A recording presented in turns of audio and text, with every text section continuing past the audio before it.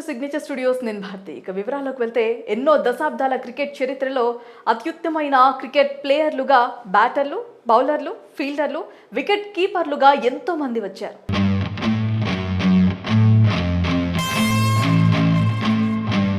ఎన్నో జట్లలో ఒకప్పుడు గొప్పగా ఆడారు. చాలా వరకు రిటైర్ అయిపోయారు.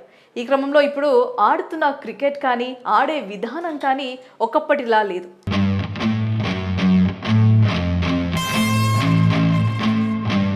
సాంకేతికంగా చాలా వరకు మార్పు చేర్పులు చోటు చేసుకున్నాయి. దీంతో కొత్త కొత్త రికార్డులు సునాయాసంగా నమోదవుతున్నాయి.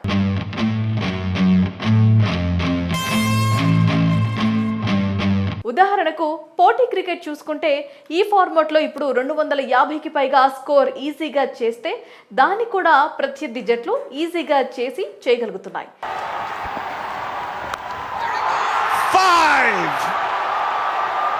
కానీ 2 దశాబ్దాల క్రితం వన్డే మ్యాచ్లో 250 స్కోర్ కొట్టాలంటే ఇబ్బంది పడేవారు.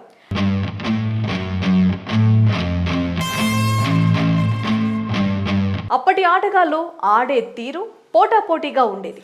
ముఖ్యంగా బ్యాట్స్మెన్స్ కానీ బౌలర్లు కానీ చాలా భయంకరంగా ఆడేవారు.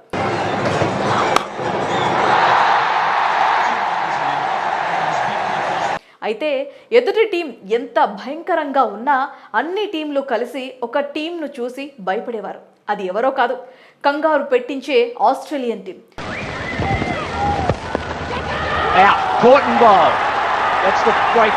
బహుశా 2 దశాబ్దాల క్రితం ఆస్ట్రేలియా టీంలో ఉన్న సభ్యులు మళ్ళీ రిపీట్ అవ్వాలంటే కొంచెం కష్టమని చెప్పవచ్చు.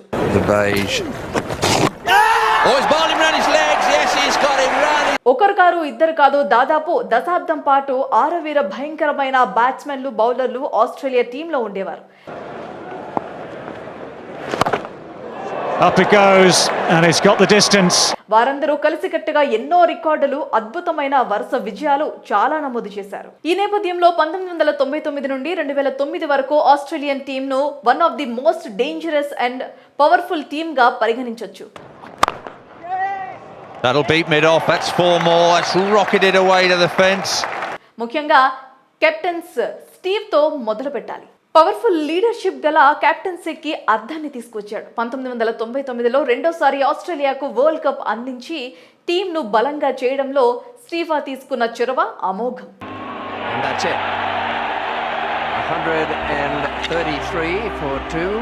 ఈ సమయంలో ఓపెనర్ బ్యాట్స్మెన్లుగా Adam Gilchrist, Matthew Hayden, Justin Langer ప్రత్యర్థులకు చుక్కలు చూపించేవారు.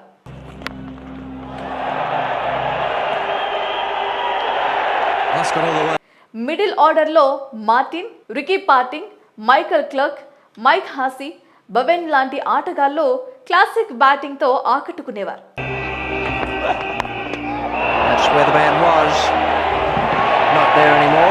వీరిని అవుట్ చేయటం ఎవరితరం అయ్యేది కాదు. ప్రధానంగా మైసన్స్ హార్డ్ హిట్టర్ గా గ్రౌండ్ లోకి దిగితే ప్రత్యర్థులకు చెమటలు పట్టేవి.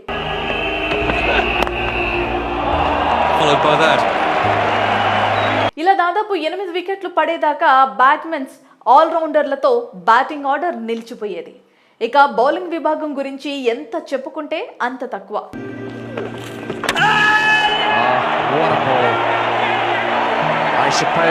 మెటీ swing bowler McGrath, fast bowler Brett Lee, Gillespie, Johnson, Lehmann, హుక్ వీరికి తోడు గ్రేట్ స్పిన్ బౌలర్ షెర్నివాన్ తోడైతే ప్రత్యర్థి జట్టు వికెట్లు పటపట పడిపోవాల్సిందే.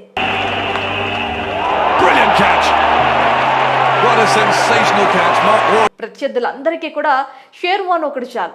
స్పిన్ మాయాజాలంతో బ్యాట్స్మెన్లకు సరైన జవాబు ఇవ్వగలడు.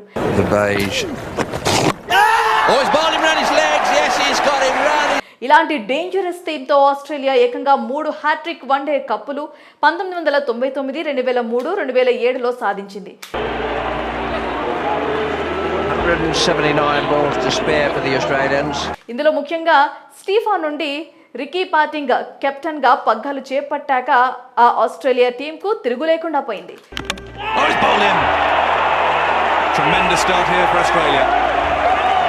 2003, 2007 వరల్డ్ కప్లలో ఒక్క ఓటమి లేకుండా పాంటింగ్ సారథ్యంలో ఘన విజయాలు సాధించారు. Champions of the 2003 World Cup.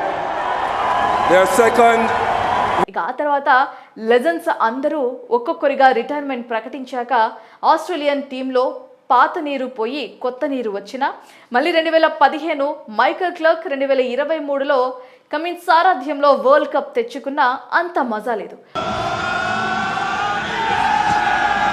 Champions, one and all. బహుశా ఇప్పటి తరానికి తెలియకపోవచ్చు అప్పటి ఆస్ట్రేలియా టీం గొప్పతనం. ఇదంతా 80లు 90లు దశకంలో పుట్టిన వారికి బాగా తెలుసు. అప్పట్లో జరిగిన ప్రతి మ్యాచ్ను ఫుల్గా ఎంజాయ్ చేశారు. ఎంతైనా అప్పటి ప్లేయర్లు, క్రికెట్ కానీ వేరుగా ఉండేది.